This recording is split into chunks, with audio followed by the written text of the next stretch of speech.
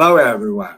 First Fridays with Ambassador Terry and friends, and I have a special guest yet again this month, and Maria Papacosta. I am so glad you're doing this with me. Oh, it's my pleasure. It's amazing to be with you. I love being with you. Thank you for the invitation. You're welcome. You're welcome, ladies and gentlemen. We're talking about trust today. So our little conversation is just going to move forward from talking about trust. So what is trust? And society as a whole right now, trust is a big issue. And it's on the lips of a lot of people that I've talked to. Maria, you too, right? Yes, absolutely. Um, you know, at some point, you know, we have some conflicts out there. They're calling them wars, and geopolitically they affect the globe. Israelis and their people are all over the world, and we got Palestinians all over the world. Likewise, we have Russians all over the world, and we've got Ukrainians all over the world, and that's it. That's the reality of it.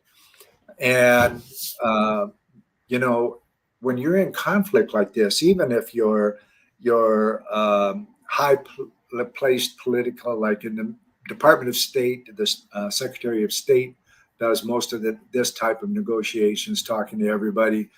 You know, you got to watch what you say and how you say it, which they're accomplished, so they do pretty well with that. And when some sort of tentative agreement comes to play, um, you know, there's got to be a point where you get to that point of we got to trust each other, right? Yes, we've got to take it back to our governments and the politicians play with it to their advantage so that they have a high re-election focus and those kinds of things. And that's a tragedy. But that's life. That's the way the world works right now. And ladies and gentlemen, that's not the way it has to work.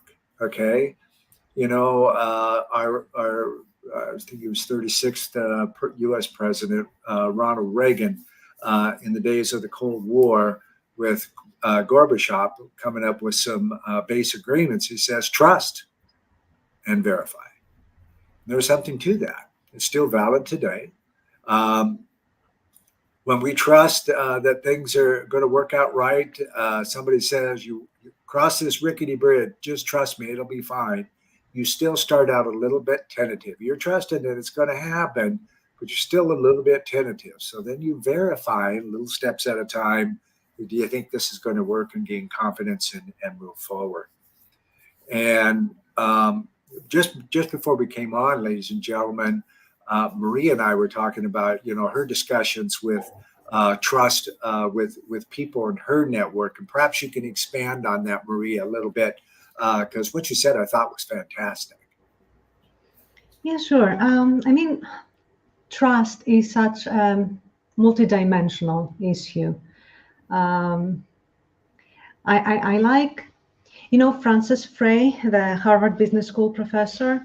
I like her model about trust. It's a simple triangle. At the top, it's authenticity. One corner is empathy. The other corner is logic. And Frey suggests that these are the main pillars of trust. So logic, if what you say doesn't make any sense, doesn't have any, flow or reasoning behind it, then you won't be trusted. Then you have authenticity. If you're not yourself and you're pretending to be someone else, if you're fake, if you're imitating, you're going to have trust issues. Okay. And the third one, it's very interesting, which is empathy. When we communicate with people, especially in a business context, most of the times people think that what we do it because we want something in exchange. So for example, if I'm talking to a client, that client immediately thinks that I'm talking to him or her because I want to receive money for my services. The empathy part is that they need to feel that we spend time with them because we actually care and because we actually listen. And this is one of the main problems with trust. We don't devote enough time to pay attention to other individuals, whether these individuals are our clients, our colleagues, our managers, whoever it is. So I think that trust, in order to be built, requires time, effort, practice, consistency, persistence, and all these beautiful words.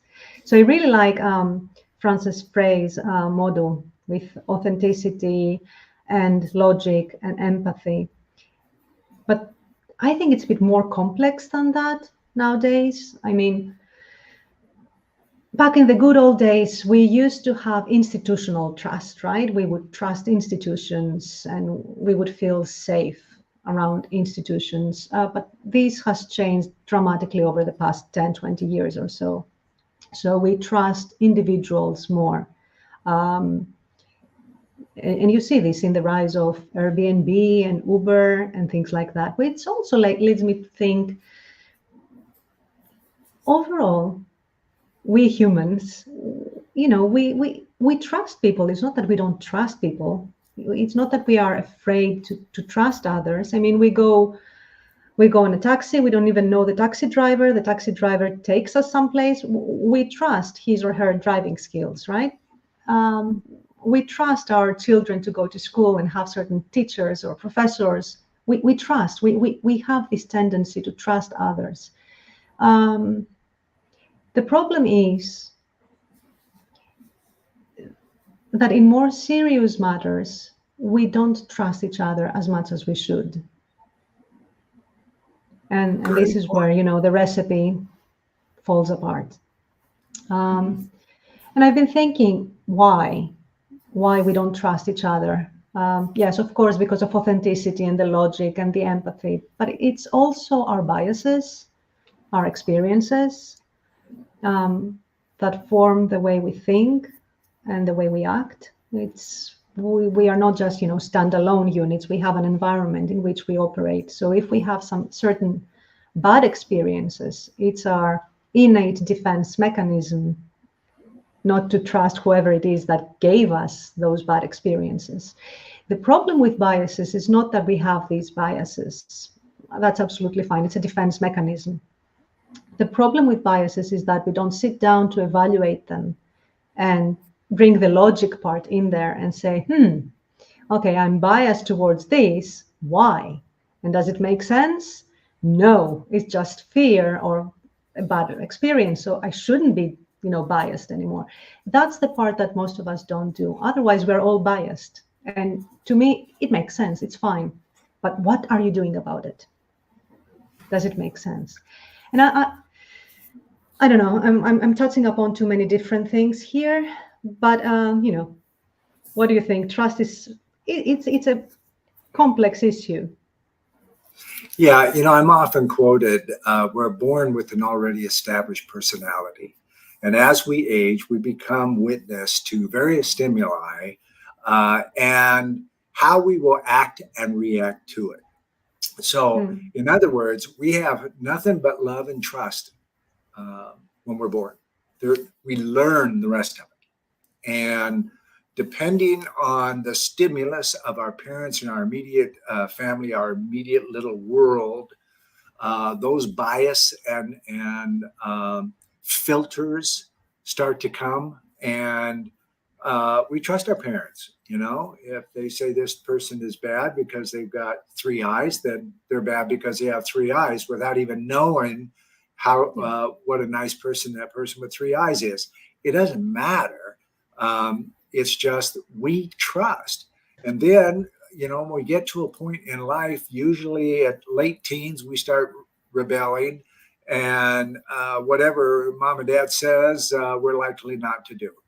And then when we're adults, it's like, these filters and stuff I have, they're not right. They're not right for me. I don't feel like this is really part of my world. And we start to modify our behavior. And when we do that, there's something significant that happens. And that is Presence is the point where manifestation becomes action. Excuse me. And that is whatever the anxiety of the past that we have been witness to, we stop that. And when we take the fear of the future out of the equation, all we have is presence. And when you have presence, whatever it is that you're looking for starts to come to light, manifest. And that is a big thing about trust, because as soon as you hit the presence, you've taken away all of those filters.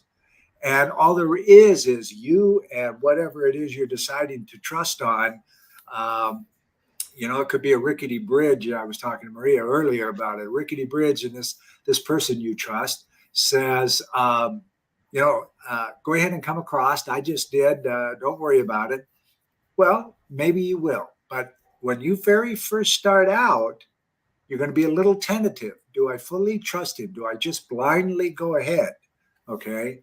And so as you cross, you become more confident and more a higher trust level for this person.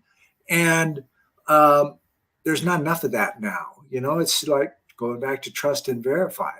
The key that certainly in the conversations I've been having globally, I just returned from speaking at a summit in Barcelona, Spain. They're having the same discussions in Spanish as we're having right now, and there's no difference other than people are trying to figure out why such a basic emotion as trust in somebody or something else has become so difficult. What do you think, Maria? Well, I think we're pretty confused nowadays because of how things have shifted. I mean, nowadays we are teaching our children and we are teaching ourselves to trust others based on peer reviews and online reputation. So trust is becoming really, really fragile nowadays. We don't pay so much attention to things like integrity and values as we used to, but we do pay a tremendous amount of attention on online reputation. But anyone can have online reputation. That shouldn't result in trust. But we're doing the exact opposite thing. So that's just one example. I mean, if we look back to our origins and how we used to be and how we have evolved and how technology is influencing us and the social media and everything, new generations are now looking for faster and easier ways of doing things. How can I get into the spotlight immediately and not sweat before I reach that destination? And they have access to means that, when I was younger, I didn't have access to those means. They didn't exist. So they have quicker, easier access to fame. But fame, shouldn't be equal to trust. We learn to trust based on different, how do I say this? We tend nowadays to trust people just because they have a badge on a social media. That's it. Fantastic. We don't question anything, right? We're not curious. Yeah.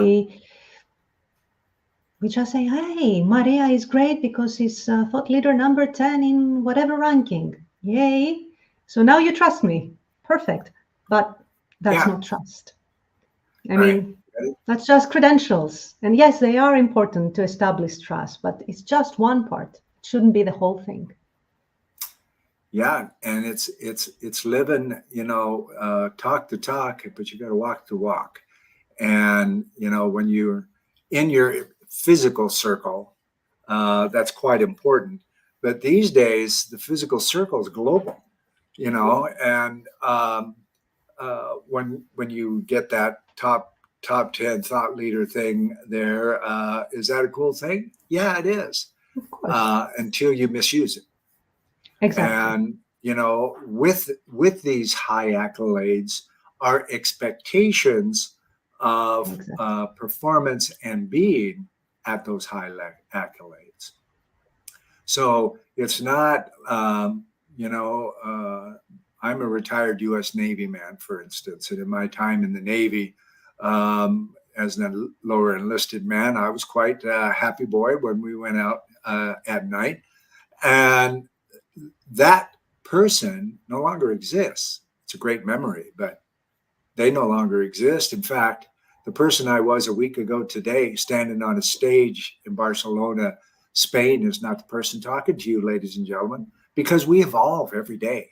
We have certain expectations that we put on other people and they put on us, whether we notice them or not is really irrelevant. We get to that point of presence, because when you're at presence, your authenticity comes to light. Your being in the community to set that example as a good leader.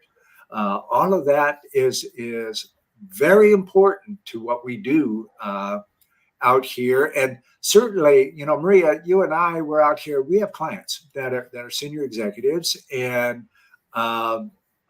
there's a whole lot of them that I work with. Certainly, a high percentage, probably 70 or even 75% of them were never really prepared for the position they're in now. Yes. And so they're scared, and they're not 100% confident in themselves for the most part. And as a result, imposter syndrome starts sneaking in. People are going to think I'm a fake, and any day I'm going to lose my job, and those kinds of things. That's valid. It may not sound like that to some of you out there, but the person who's suffering from imposter syndrome, it's valid, it's real, and it's every day. Maria, what do you think about those? Oh, well, I suffer the most, to be honest with. But I think it has to do, again, with trust, but this time, trusting our own selves. And what, as I said at the beginning, you know, trust requires time. We don't have the time anymore. We don't invest time in others and in ourselves. So it's about being self-aware, knowing where you are and where you want to go. It's about identifying your values. It's about defining your boundaries. All these beautiful things. If you have these things, you start trusting yourself. You start knowing where you want to go. And if you trust yourself, you allow others to trust you as well. But this means that you need to sit down with yourself and have a proper discussion without, you know, Netflix, social media, work, kids, I don't know what else. So since things are becoming so easy on the one hand, but a lot faster on the other hand, we tend to use our time in the wrong way, because we all have the same amount of time within a day. It's how we use that time that counts. And most of the times, most of us, we are pretty exhausted at the end of the day. We just want to lay on a couch or in our bed and say, oh, I just want to switch off. I don't want to think about my future. I don't want to think about who I am. And this then becomes, you know, a routine, a habit. We never spend time with ourselves discussing, hey, Maria, how did it go today? What did you do good? What did you do bad? What could you have done differently? We don't do that. We don't sit in front of the mirror saying, you should have done that, or you shouldn't have done that, you know, in any form that anyone has. So we take on a project just because it appears as an opportunity, but, you know, we just take on a project because it just came along the way. We don't sit back to evaluate, does it fit my purpose? Does it fit my dreams, my desires, my wants, my whatever? It sounds like a good opportunity and I just took it. That's what we're doing every single day. And if it's a hard opportunity, you know, something difficult to accomplish, then we're like, oh my God, they're going to think I'm a fake and I'm not good at this because I haven't practiced enough. So there goes this trust issue and the imposter syndrome again. So I think time is the key word, time with ourselves and time with other people, allowing them